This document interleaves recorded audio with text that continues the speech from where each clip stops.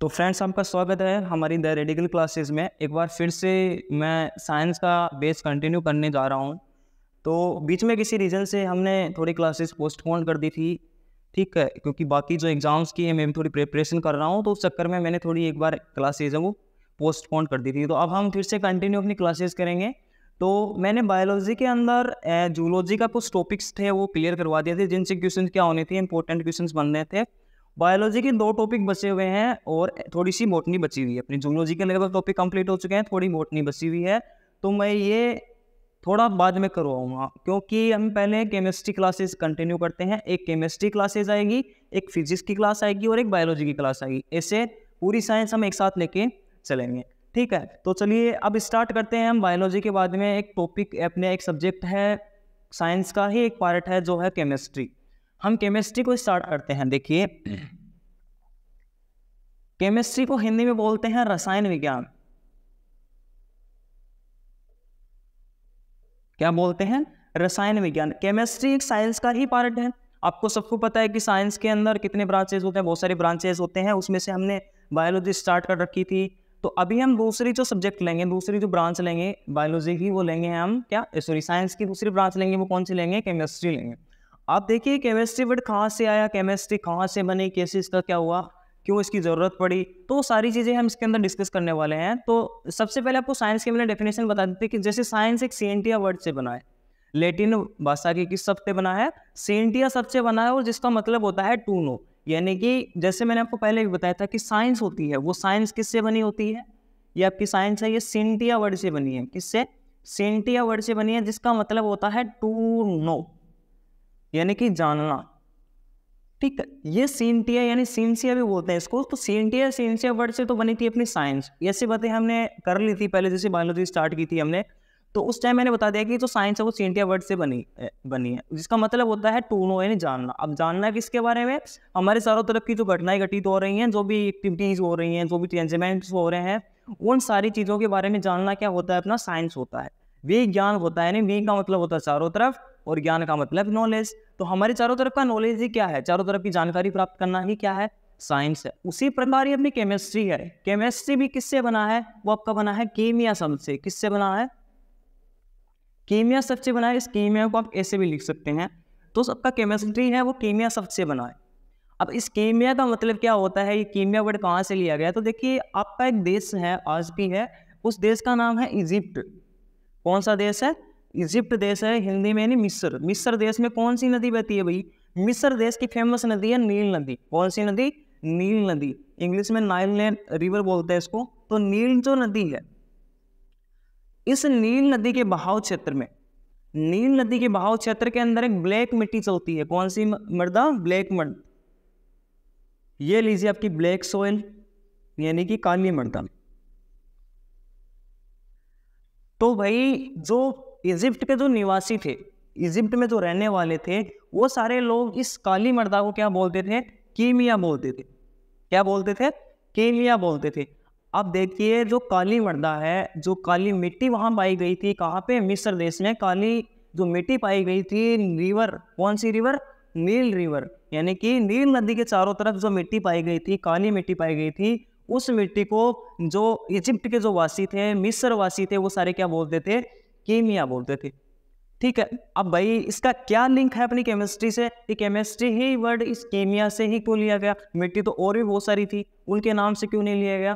तो उसी का ये लॉजिक आया है। जो अपनी केमिया थी, इस कीमिया यानी इस काली मिट्टी के अंदर, इस ब्लैक सॉइल के अंदर बहुत से क्या पाए गए थे? केमिकल्स पाए गए थे।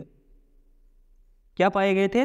केमिकल्स पाए गए थे। और इस केमिकल्स ने क्या किया? इसकी जांच हुई धीरे धीरे। इस केमिकल्स मतलब इस ब्लैक सॉइल की क्या हुई? टेस्टिंग हुई। टेस्टिंग के अंदर हमें क्या पाए गए? बहुत सारे केमिकल्स पाए गए। और इसी केमिकल्स के भंडार की वजह से इस मिट्टी का नाम क्या हुआ था? कीमिया। और इसी से क्या पड़ गया? अपना केमिस्ट्री। तो ओवरऑल हम क्या बोल सकते हैं? ओवरऑल हम क्या बोल सकते हैं कि केमिस्ट्री क्या है? केमिस्ट्री है इस केमिकल्स का क्या अध्ययन ही तभी। भाई जो साइंटिस्ट थे, किसके? बहुत सारे देशों के साइंटिस्ट थे, उन्होंने इस केमिकल्स की जांच की, इस ब्लैक सॉइल की जांच की। तो इनडायरेक्टली मैं ये बोल सकता हूँ कि केमिकल्स की क्या कर रहे हैं? वो अध्ययन कर रहे हैं। यानी कि इस ब्लैक सॉइल, इस काली मृदा की अगर वो क्या कर रहे हैं, अध्ययन कर रहे हैं, स्टडी कर रहे हैं, तो इनडायरेक्टली वो इन केमिकल्स की स्टडी कर रहे हैं। भाई किस लिए पढ़ रहे हैं वो काली मृदा का अध्ययन? इसीलिए तो पढ़ रहे हैं ताकि वो पता लगा सके इसके अंदर कौन कौन से केमिकल्स हैं। और वहीं से तो ये वर्ड लिया गया केमिस्ट्री, और कौन से वर्ड से लिया गया? कीमिया। कीमिया क्या थी? काली मृदा। तो हम ये बोल सकते हैं कि जो केमिकल्स थे, इनडायरेक्टली जो केमिकल्स थे, उन केमिकल्स का अध्ययन ही क्या होता है? ये कीमिया थी। और कीमिया को क्या बोला हमने? केमिस्ट्री। यही तो है। तो मैं ये बोल सकता हूँ कि केमिस्ट्री की डेफिनेशन की अपनी विज्ञान की वह शाखा, द ब्रांच ऑफ साइंस, विज्ञान की वह शाखा जिसमें रसायनों का अध्ययन किया जाता है। बोल सकते हैं कि नहीं बोल सकते? बोल सकते हैं बिल्कुल, कि विज्ञान की वह शाखा जिसमें हम केमिकल्स यानी रसायनों का क्या करते हैं? अध्ययन करते हैं, उनके परिवर्तन का अध्ययन करते हैं, उनके प्रभावों का अध्ययन करते हैं। वो ब्रांच हमारी क्या कहलाती है? रसायन विज्ञान कहलाती है। अगर मैं इंग्लिश में इसकी डेफिनेशन बोलना चाहूँ तो the branch of science that deals with the study of chemicals and it's effects and it's changement, that is called chemical science और केमिस्ट्री। यानी विज्ञान की वह शाखा जिसमें रसायनों का क्या अध्ययन, रसायनों के प्रभावों का अध्ययन किया जाता है, रसायनों के परिवर्तन का अध्ययन किया जाता है, और ओवरऑल उस रसायन की प्रॉपर्टी, उसकी प्रकृति का अध्ययन किया जाता है। वह शाखा क्या कहलाती है? विज्ञान की रसायन विज्ञान कहलाती है। Is that clear? तो वहीं से वर्ड आया कीमिया। तो आपको कोई पूछ ले कि कीमिया वर्ड से बनी है केमिस्ट्री, कीमिया का क्या मतलब है? तो कीमिया का मतलब है इजिप्ट के अंदर जो नील नदी है उसकी चारों तरफ काली मृदा पाई जाती है, और उस काली मृदा के प्रभाव से ही उस काली मृदा के अंदर जो केमिकल्स हैं उनके प्रभाव से उनका अध्ययन किया गया, और उनके अध्ययन के कारण से ही कौन सा वर्ड निकला? अपना केमिस्ट्री निकला। अब उससे क्यों निकला? क्योंकि काली मृदा को वहाँ क्या बोला जाता था? कीमिया बोला जाता था। Is that clear? सारों को क्लियर हो गया? चलिए अब देखो नेक्स्ट है अपनी केमिस्ट्री। केमिस्ट्री के अंदर ये तो पता चल गया कि हमें क्या पढ़ना है? केमिकल्स के बारे में पढ़ना। अब सारी दिन केमिकल्स तो ना पढ़ेंगे, तो उसके लिए ये सारी चीज़ें जो स्टार्ट की थी, केमिकल्स के बारे में सारी चीज़ें बताई थी। तो एक वैज्ञानिक थे जिनका नाम था अपना एंटनी लेवोजियर। कौन था? एंटनी लेवोजियर नाम का एक वैज्ञानिक था। आप याद रखेंगे, एंटनी लेवोजियर ने सबसे पहले क्या किया था? केमिकल्स की क्या करती थी? स्टार्ट कर दी थी, इन्वेस्टिगेशन स्टार्ट कर दी थी। बहुत सारी चीज़ों के बारे में बताया था, हाइड्रोजन और ऑक्सीजन के बारे में इन्हीं ने बताया था। तो इनको बोला जाता है फादर ऑफ केमिस्ट्री। क्या बोला जाता है बेटा? फादर ऑफ केमिस्ट्री बोला जाता है। तो मैं बोल सकता हूँ कि रसायन विज्ञान का जनक कौन है? आपका एंटनी लेवोजियर है। कौन है? रसायन विज्ञान का जनक। अब इस एंटनी लेवोजियर ने क्या किया था? एक पीएच स्केल का भी क्या किया था? इन्वेंशन किया था। किसका? सॉरी, पीएच स्केल का इन्वेंशन नहीं किया था इसने। केमिकल्स का क्या किया था? कुछ केमिकल्स का क्या था? इन्वेंशन किया था, उनकी स्टडी की थी। इसलिए इनको क्या बोला जाता है? फादर ऑफ केमिस्ट्री बोला जाता है। किसको? एंटनी लेवोजियर को बोला जाता है।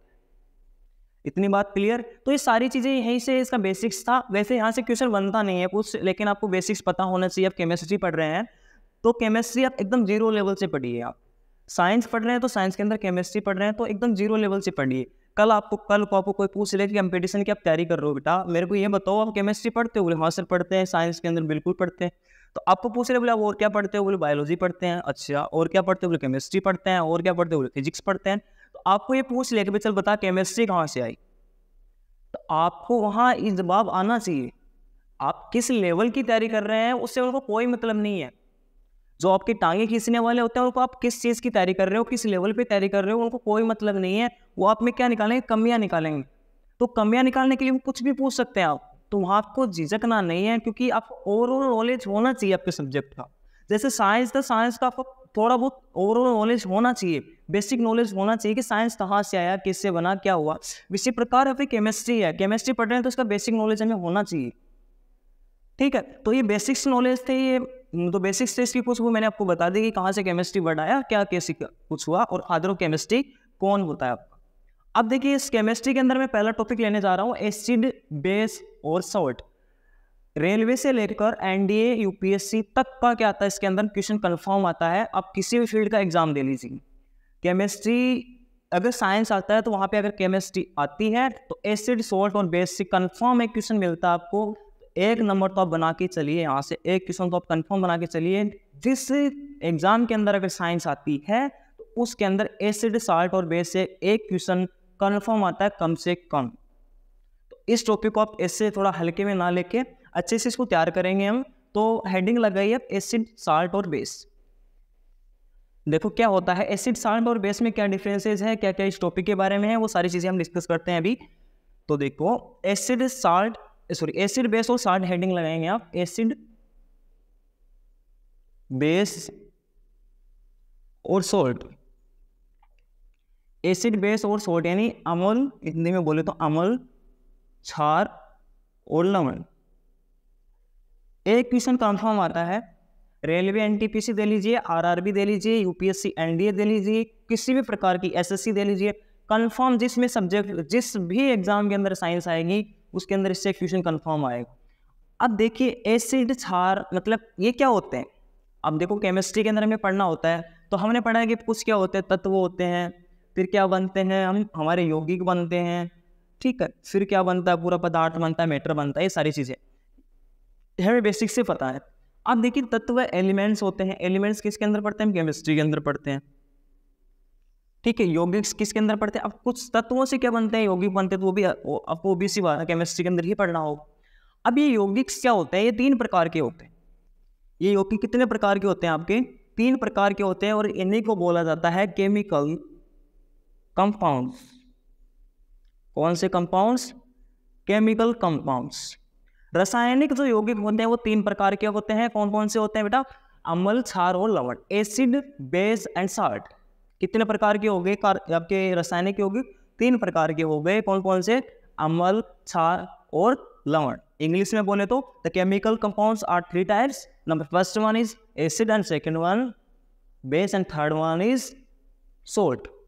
अब तीनों में क्या डिफरेंसेस हैं, क्या क्या इनकी प्रॉपर्टीज होती हैं, क्या क्या इनके इफेक्ट्स होते हैं, ये सारी चीजें हम पढ़ेंगे। क्या क्या इनकी एक्टिविटी होती है। देखिए सबसे पहले मैं बताऊं आपका एसिड। सबसे पहले बात करें हम किसकी, एसिड, फिर बात करें हम किसकी, क्षार की, फिर हम बात करें लवण की। तो बेटा क्या होता है, इनको डिफाइन कैसे करेंगे, कैसे बता सकते हैं कि ये अम्ल है, कैसे बता सकते हैं हम ये क्षार है, कैसे बता सकते हैं ये लवण है। तो आपको मैंने एक चीज़ दे दी कि भाई इस कटोरी के अंदर क्या है, कुछ रासायनिक यौगिक है, आप मेरे को बताओ कि क्या चीज़ है। तो आप मेरे को ये बताना है, आपको मैंने आपको बोल दिया कि फटाफट बताओ इसको। आपके पास कोई इंस्ट्रूमेंट नहीं है, आप फिजिकली इसको बताओ। तो आप क्या करेंगे, सर हम कैसे बता सकते हैं, छू के तो बता नहीं सकते, कि हम अंतर्यामी तो है नहीं कि इसको छूते बता देंगे, स्कैन कर दिया, हाँ आ गया भाई गूगल पे कि हाँ ये क्षार है, ये अम्ल नहीं होता ना। तो कैसे करोगे, आपको मैंने अगर क्या दे दिया, किसी गिलास के अंदर, किसी भी पदार्थ के अंदर मैंने आपको कोई रासायनिक यौगिक दे दिया और मैंने बता दिया कि इसको डायरेक्टली फिजिकली चेक करके बताओ, तो अब क्या करोगे, उसका टेस्ट कर सकते हो, बिल्कुल कर सकते हैं सर, टेस्ट कर सकते हैं। तो टेस्ट करने के आधार पे हम इसको तीनों को अलग अलग कैसे डिफाइन कर सकते हैं। अगर बेटा वो टेस्ट में क्या है, खट्टा है, क्या है, खट्टा है। अगर वो टेस्ट में क्या है, कड़वा है। अगर वो टेस्ट में क्या है, कोई टेस्ट नहीं आ रहा उसका, क्या है वो, उदासीन है, क्या है, उदासीन है, नो टेस्ट। तो 3 प्रकार के टेस्ट आप ले सकते हैं, पहला आपका खट्टा, दूसरा आपका कड़वा है, तीसरा उदासीन जिसमें कोई टेस्ट नहीं है, स्वादहीन जिसको बोल सकते हो, ये सख्त लौंडा भी, क्या साल्ट क्या है, सख्त लौंडा है। तो स्वाद, खट्टा का मतलब सोर हो गया, कड़वा का मतलब हो गया बिटर, और उदासीन का मतलब न्यूट्रल, न्यूट्रल रहेगा ही, कोई इसलिए कोई इफेक्ट नहीं है स्वाद।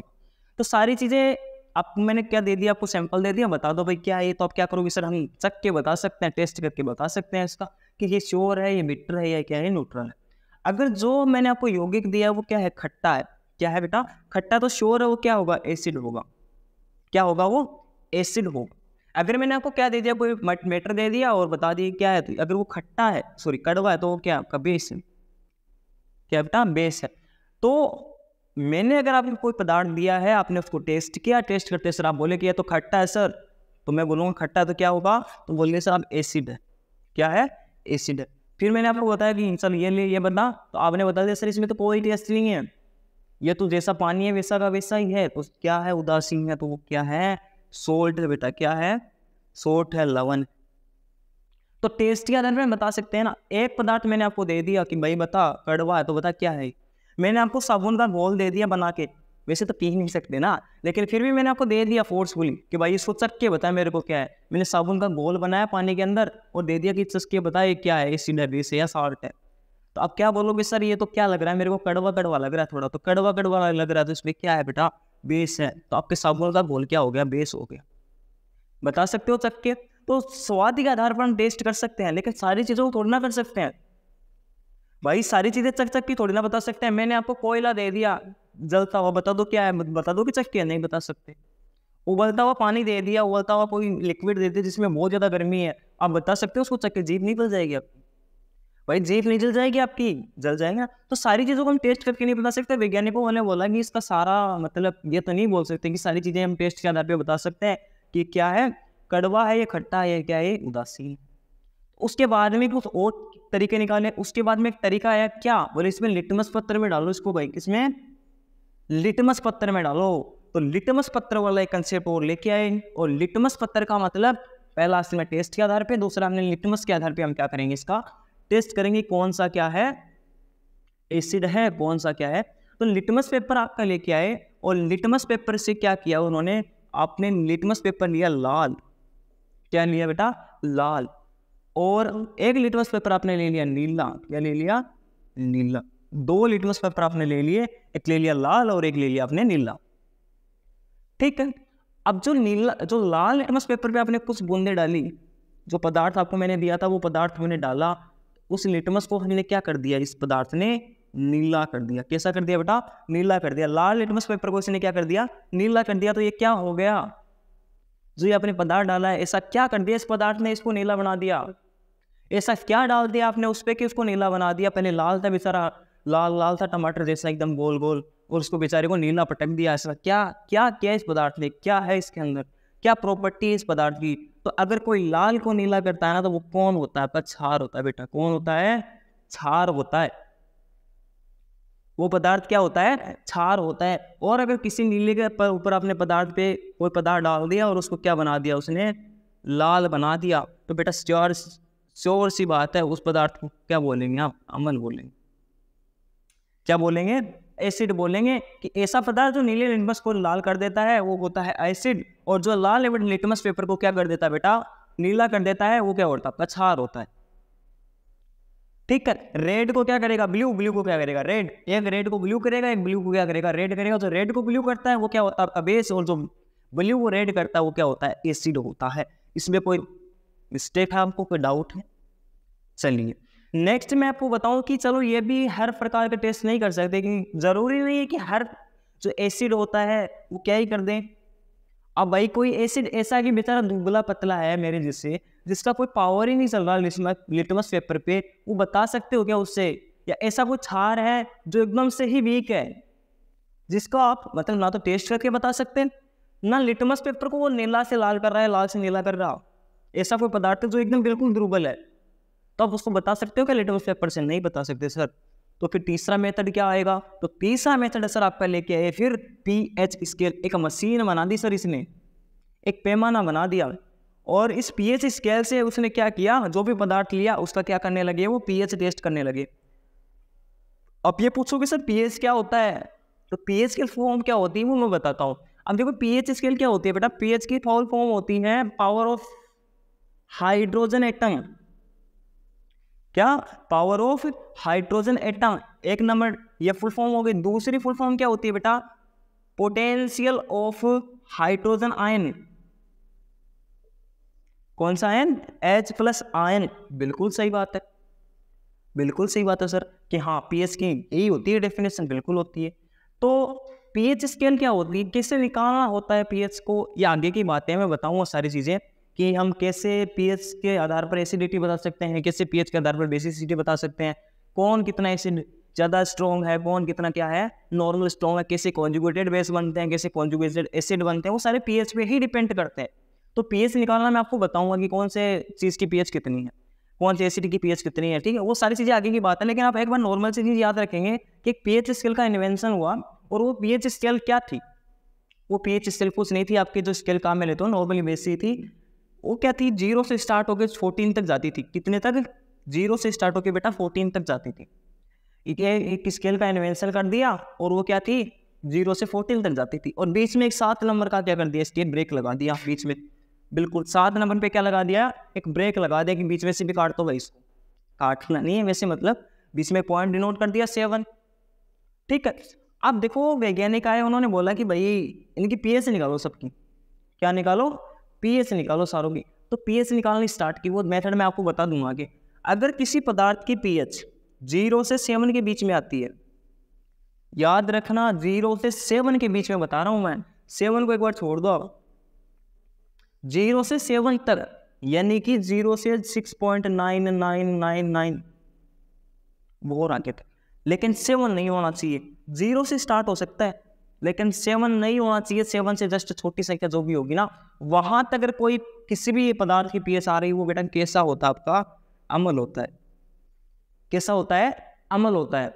और जिस भी पदार्थ की पीएच 7 से ज्यादा है और 14 तक है, कहां तक, 7.0000001 यहां से स्टार्ट होके और 14 तक जाती है, उस पदार्थ को क्या बोलते हैं, हम क्षार बोलते हैं। क्या बोलते हैं, क्षार बोलते हैं। सर आपने अम्ल भी बता दिया, क्षार भी बता दिया, आप लवण को बेचारे वहां छोड़ के जा रहे हो, तो बच्चे छोड़ नहीं जा रहा ना, मैं इसको बीच में फटक रखा, देखो ये रहा, अम्ल और क्षार के बीच में आपका क्या आ गया, आपका उदासीन पार्ट आ गया, जिसको क्या बोलते हैं हम, लवण बोलते हैं। क्या बोलते हैं, लवण या नमक बोलते हैं। ठीक है सर, ये सारी चीजें हैं। ये पीएच स्केल आई तो क्या बोला इसने, 0 से 7 के बीच में जो भी आएगी वो क्या होंगे, सारे अम्ल होंगे। 7 से क्या होंगे, 14 तक वो क्या होंगे, क्षार होंगे। अब सर अब भी ये सर्वमान्य है ये भी अभी सॉरी, ये सारी चीजें अभी भी मान्य है। अभी इसी बेस पे हम चेक करते हैं कौन अम्ल है कौन बेस, कौन अम्ल है और कौन क्षार है, कौन एसिड है, कौन बेस है, कौन सॉल्ट है। इसी पे क्या करते हैं हम, ये मेथड है। अच्छा, इसके बाद इससे पहले एक चीज हो रही थी, नेचुरल कुछ क्या थे, नेचुरल कुछ इंडिकेटर थे। नेचुरल है प्राकृतिक सूचकांक थे, जिनके द्वारा भी हम कर सकते हैं। जैसे आपने पढ़ा हुआ ना, हल्दी आपके शरीर पे, मतलब आपके कपड़ों पे क्या पड़ जाए, हल्दी पड़ जाए। क्या पड़ जाए बेटा, हल्दी पड़ जाए, और आपका सफेद शर्ट क्या हो जाए, पीला हो जाए। क्या हो जाए, उस हल्दी की वजह से पीला हो जाए, और गलती से उसी पे आपने क्या रगड़ दी, साबुन रगड़ दी।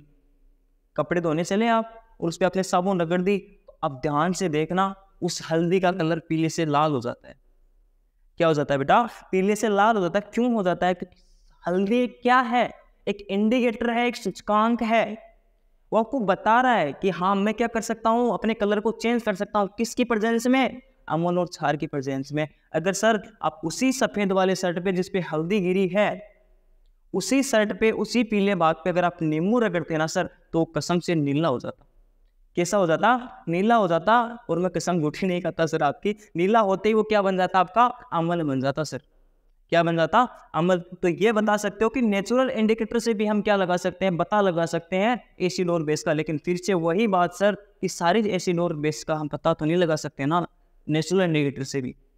तो उसके लिए सर्वमान्य ने एक पीएच स्केल निकाल दी कि सर इसकी पीएच चेक कर लो, आ जाएगा आंसर। चाहे वो क्या है, नॉर्मल बेस है, चाहे क्या है, स्ट्रॉन्ग बेस है या वीक बेस है, या कोई भी बेस है, कोई भी एसिड है, उसकी सारों की हम क्या बता सकते हैं। अब आप बोलोगे सर ये बार बार स्ट्रॉन्ग वीक क्या लगा रहा है, सर हमें समझाओ तो सही कि क्या होता है स्ट्रॉन्ग बेस, क्या होता है वीक बेस। चलिए सर उसी के बारे में डिस्कस करते हैं। आपको ये कंसेप्ट समझ में आएगा, मेरे को ये बताओ, power of hydrogen atom, power of hydrogen atom की जगह हाइड्रोजन आयन भी बोल सकते हो। क्या बोल सकते हो, हाइड्रोजन आयन भी बोल सकते हो। चलिए मैं बताता हूँ आपको, देखो किससे क्या होता है।